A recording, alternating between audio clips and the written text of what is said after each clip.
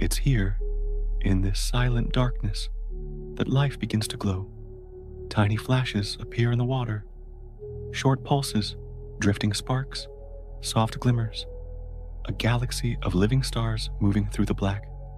This is bioluminescence, a chemical light created by life itself.